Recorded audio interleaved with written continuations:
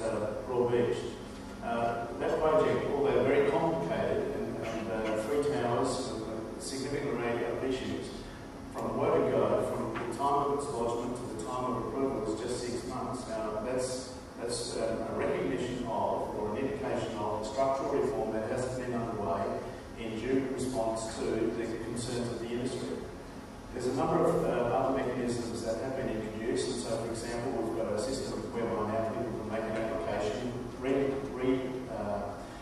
submit their existing approval, and get a new infrastructure charges notice issued without the state government charges, and a massively reduced infrastructure charge is applied.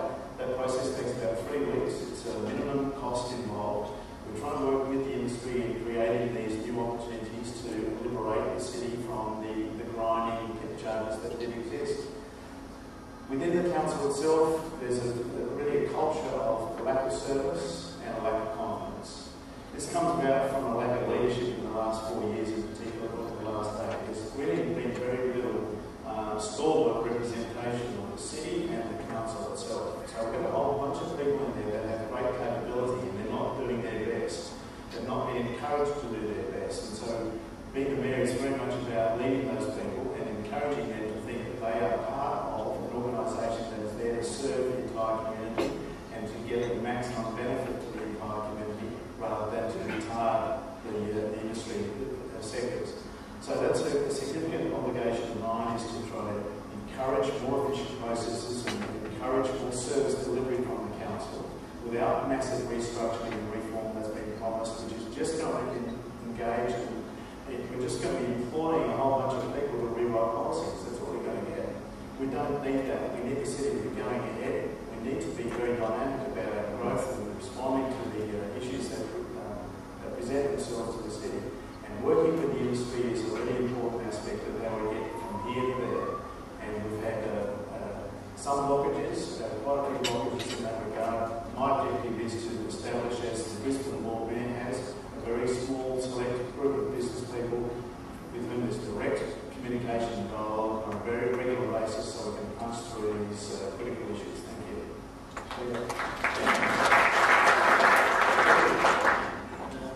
Yeah, thank you very much.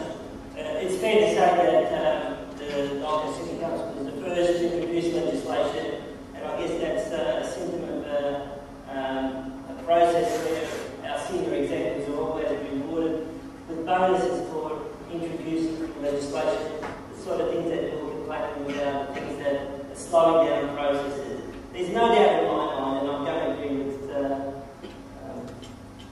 second speaker, is that the Gold Coast City Council's administration is a bloated administration.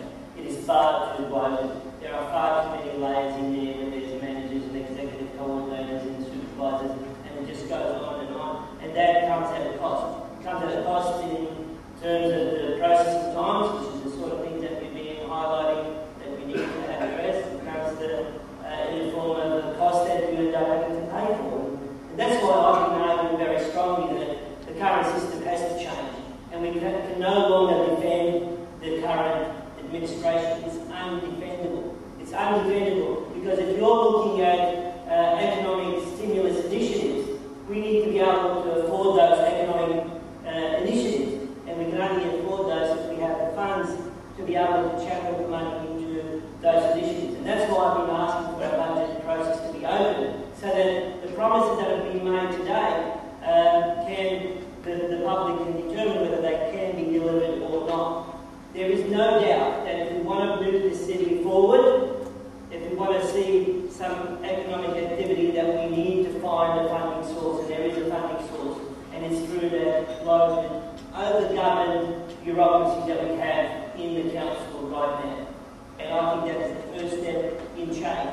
In terms of the processes, well, the industry needs to be involved with the council. Over the last 12 months, we've had many industry groups work with the council in relation to the pricing of applications, in relation to some targeted infrastructure relief.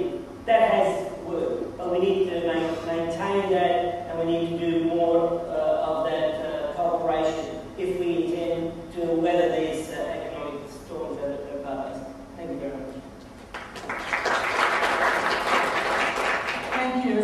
infrastructure and culture of the council goes, I think excessive discussion about raising gangs is needless and populist, and it's not something that we really need to be doing. What we need to be doing is to review and fine-tune departments, restructure those that are no longer functioning as they should, and introduce departments that will help us grow sustainably.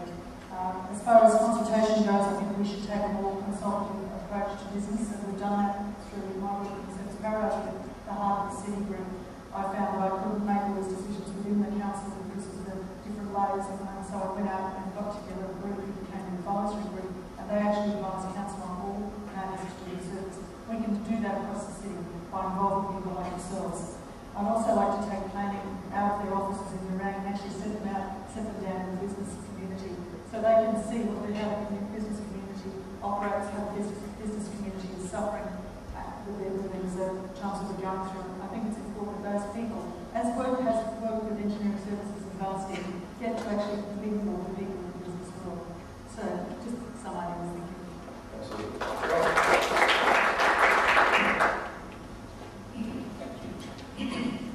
As I understand, first and foremost, we elect our first citizen, woman, man, takes a responsibility from the start to the end. The community also elects a council to assist the mayor in helping running servicing the community. Gone will be the days as mayor that any of the councillors will be divisional or have $1 million or so to spend as they see fit.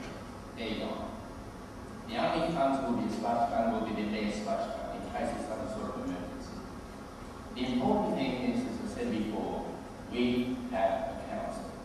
It is a council. It is not run by CEOs. It is not run by the state government. It is run by the community. These are the issues that these people, we have the opportunity this time to grasp, promote and enforce. Our council, our mayor, representing the community, to the service of the community, to assist the community to grow, to be confident of the future. Thank you.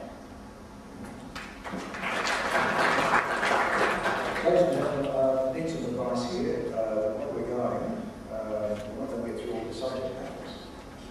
Shall we ask our panel to give 1 minute responses, perhaps? As succinctly as they can. Yes, okay. Right, next question. Mike Riley, where are we getting from? Light rail, okay? Light rail's okay? Yeah, that's great. Yeah, your turn. We were talking about light rail. Light rail, yes, please. Okay, no worries. Let's have a look at light rail. We really need to have a look and revise the density of along the light rail tunnel corridor. Also, on both ends, I want a town plan that looks all the way from Ellisvale and all the way to the other end of Marston Lake, so where it eventually hook up. We need to have a planning scheme to show that we have a high density there, which will create demands for this project. When we have plans and demand for this project, the state and federal government will then say, well, you really need to finish off this light rail project, but it's not legal where it is, and then we can get the dollars and get the light rail as a full solution, and not just leave it half of the way it is. Thank you. We go. The light rail really is a very critical project for the city, there's no doubt about it. There has been a significant body of work undertaken in the last couple of years, the light rail corridor planning study. I've been leading that process. There's been full engagement with the industry, and as I said beforehand, the real pressure before us, or the real objective before us all now, is to make it work for the city. The findings of the light rail corridor planning study are being inserted into the planning scheme. They're not in the draft that's gone into the state government yet. They will be. The new planning scheme that I'm leading the implementation of will come into force February 2013. It's not very far away. We'll put the planning scheme up to the state government in its current form so we can get through some major checks and hurdles and ensure that the framework for the new scheme, which is under new legislation, is correct. We can insert within that a whole bunch of other stuff in the near future, including all of the provisions out of the light rail corridor planning study. This provides